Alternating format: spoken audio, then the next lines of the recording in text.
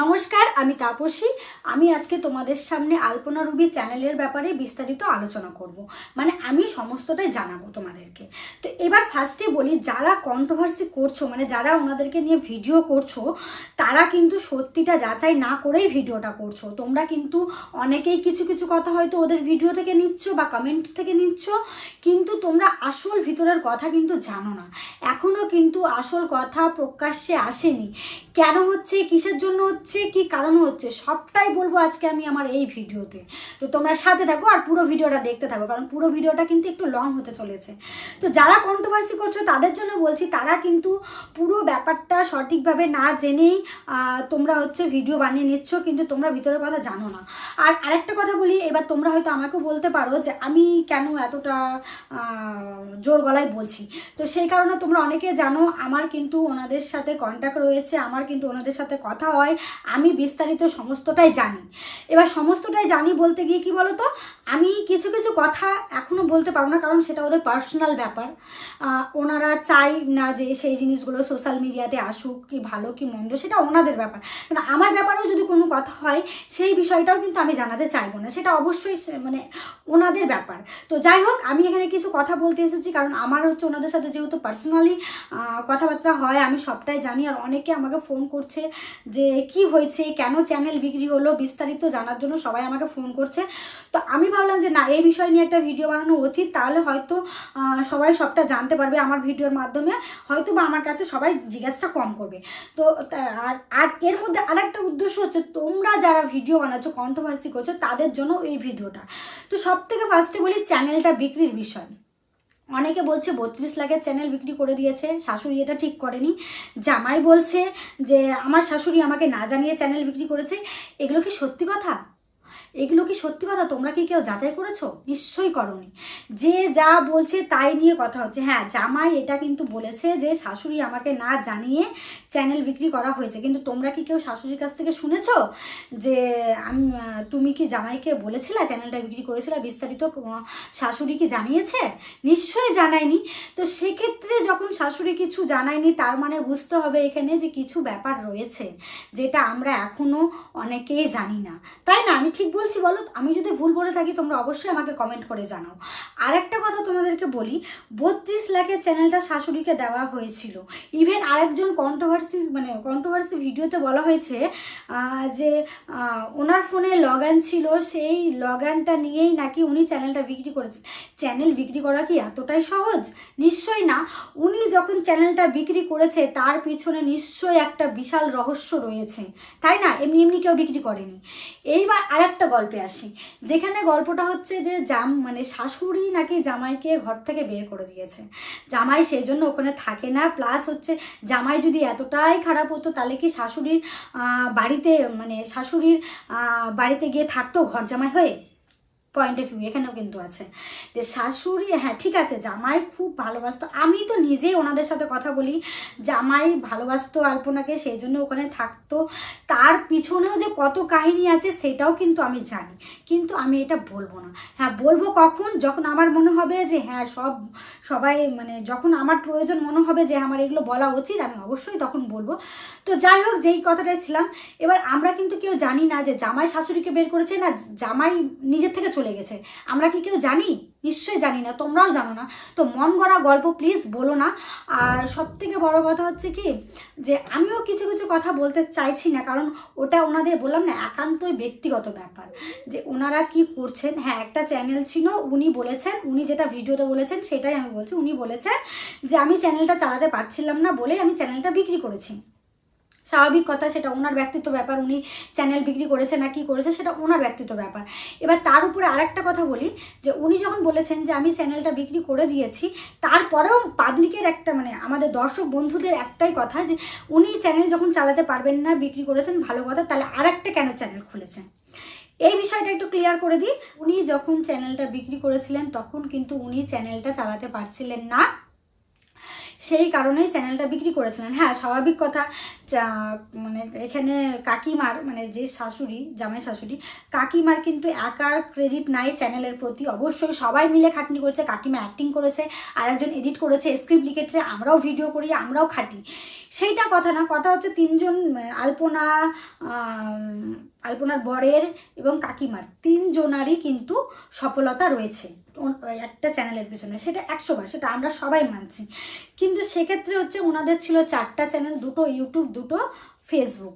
সেই মতে জামাইয়ের সাথে যখন শাশুড়ির মানে বিচ্ছেদটা হয়, যে জামাই যখন শাশুড়ির বাড়ি থেকে চলে যায়, তখন মানে অনেক বললাম না, ভিতরের কথা হচ্ছে। তো যাই হোক, আমি এইটুকুটাই বলতে চাইছি, যখন জামাই চলে যায় তখন হচ্ছে এমন কিছু তো হয়েছে ওদের মধ্যে, এমন কিছু তো বড় একটা ঝগড়া বা কোনো কিছু তো হয়েছে, না হলে তো এমনি এমনি চ্যানেল ভাগ হয়ে যাওয়া, চ্যানেল বিক্রি হয়ে যাওয়া এমনি এমনি হয়নি। সেক্ষেত্রে কাকিমা অ্যাক্টিং করতে পারে, অ্যাক্টিংয়ের দ্বারা আমাদের কাছে ভালোবাসা অর্জন করেছে। সেক্ষেত্রে দর্শক সবাই আমরা ভালোবেসেছি, স্বাভাবিক কথা। আমাদের 100 ভাগ মানে জানার অধিকার আছে যে কেন চ্যানেলটা বিক্রি হয়েছে। তো কাকিমা নিজের মুখে, যখন তোমরা তো দেখেছো এই ভিডিওতে, যখন উনি নিজের মুখেই বলেছেন যে চ্যানেলটা আমি আমার চালাতে পারছিলাম না, সেই জন্য বিক্রি করেছিলাম। আর দেখো, কাকিমার এইখানে একটা বক্তব্য বলি, উনি বলেছেন যে আমার এই চ্যানেলটা আমি চালাতে পারছিলাম না। এবার তোমাদের বক্তব্য হচ্ছে যে উনি যখন চ্যানেল চালাতে পারছে না, তাহলে দ্বিতীয় চ্যানেল কেন খুলেছে? এবার এর একটা উত্তর দিই। ওটা ছিল 32 লাখের চ্যানেল, ওটা চ্যানেলে যদি একটু ভুল হয়ে যেত, যেহেতু ওরা ভিডিও মানে বললাম না যে চালাতে পারে না, যেটা কাকিমা বলেছিল, তো ওইখানে যদি একটু ভুল হয়ে যেত, তাহলে চ্যানেলটা কিন্তু কোনো গতি থাকতো না। এবার যেটা এখন চ্যানেল খুলেছে, সেইটা হচ্ছে কাকিমা বলেছে যে আমার নিজস্ব টাইম কাটানোর জন্য আমি এটা চ্যানেলটা খুলেছি, আমি কোনো ইনকামের জন্য চ্যানেলটা খুলিনি। এটাতে যদি আমার কোনো ভুল ভাল হয়ে যায় বা কোনো সঙ্গে কপিরাইটারও চলে আসে, তাতেও আমার কোনো অসুবিধা নাই। কিন্তু ওই চ্যানেলটাতে যদি আমার এরকম সমস্যা দিত, তাহলে আমি কি করে খেতাম, আমাকে কে দেখতো, এইসব বৃত্তান্তটাই এসেছিল। তো যাই হোক, সেইটা কথা না। ওনার চ্যানেল উনি বিক্রি করেছে, সেটা ওনার একান্তই ব্যাপার, এটা ওনার শাশুড়ি জামাইয়ের ব্যাপার। হ্যাঁ, তো এর মধ্যে অনেক অনেক অনেক রহস্য লুকিয়ে আছে। তো যাই হোক, আমি আরেকটা কথা বলতে চাইছি, যারা কন্ট্রোভার্সি করছো তারা প্লিজ সত্যটা আগে যাচাই করো, পুরো ব্যাপারটা জানো, জামাই শাশুড়ির মধ্যে আসল ঘটনাটা কি হয়েছে। কারণ অনেকেই অনেক কথা জানো না, যেটা হয়তো এখনো প্রকাশ্যে আসেনি। আর আশা করি হয়তো বা আস্তে আস্তে প্রকাশ্যে আসবে, কারণ আমরা দর্শক, আমরা সবাই ভালোবেসেছিলাম ওনাদের, তো অবশ্যই আসবে। এই যে জামাই আলাদা হয়ে ভিডিও করছে, এর মধ্যে একটা কথা বলি, জামাই খালি বারবার বলছে আমি 32 লাখের চ্যানেল ওনাকে দিয়েছি, তাহলে সেক্ষেত্রেও আমাদেরকে ভাবতে হবে 32 লাখের চ্যানেলটা উনি কেন দিয়েছেন ওনাকে। যদি বলছে আমার লোভ নেই, আমি ওনাকে দিয়েছি, ভালো কথা।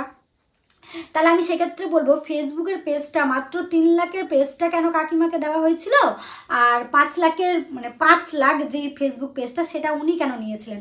আর সব থেকে আর একটা কথা, এটা কিন্তু কারো বলা কথা না, এটা আমরা সবাই জানি। আলপনা রুবি যেই চ্যানেলটা ছিল ফেসবুক পেজ, সেইটাতে ছিল 3 লাখ ফলোয়ার্স, 3 লাখ কত যেন ছিল, আর একটাতে ছিল 5 লাখ কত। এবার 3 লাখ যেটা ছিল সেটা ওদের ফার্স্ট আইডি, সেটা থেকে ওরা কমেডি ভিডিও ছাড়তো, সেকেন্ডটা থেকে ব্লগ ভিডিও ছাড়তো। এবার সেইখান থেকে যখন ওনার 3 লাখের যে মানে 3 লাখের চ্যানেলটা কাকিমাকে দেওয়া হয়েছিল, 5 লাখের চ্যানেলটা উনি মানে জামাই নিয়েছিল, 5 লাখের চ্যানেলটা সে নিয়েছিল। এবার সেটা কাকিমার কাছেও কোনো ব্যাপার নেই, বা আমাদের দর্শকদের কাছেও কোনো ব্যাপার নেই। কিন্তু যখন ওই বারবার বলা হচ্ছে যে 32 লাখের চ্যানেলটা শাশুড়িকে দেওয়া হয়েছে, কই একবারও তো বলা হচ্ছে না ফেসবুক পেজটা 5 লাখেরটা জামাই নিয়েছে।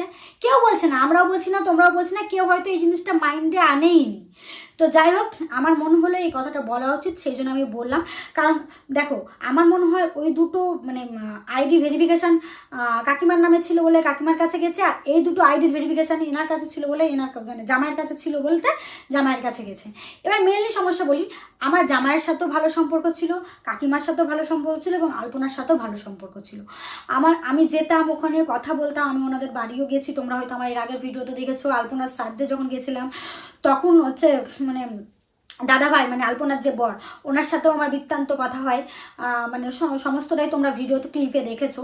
কিন্তু একটা জিনিস কি বলো তো, মানে আমি ওনাদের সাথে আমার ভালো সম্পর্ক, আমি সত্যি ভাবতাম যে হয়তো বা সত্যি ভালো, মানে এদের মতন মানুষ হয় না, বা দাদা ভাই খুব ভালো, আলপনাকে ভালোবাসতো, অবশ্যই ভালোবাসতো সে, কিন্তু এবার সেক্ষেত্রে যে এখন যে জিনিসটা হচ্ছে, যে বিচ্ছেদটা হচ্ছে, সেটা হয়তো জানি, বাট আমি এটা এই মুহূর্তে বলতে পারছি না।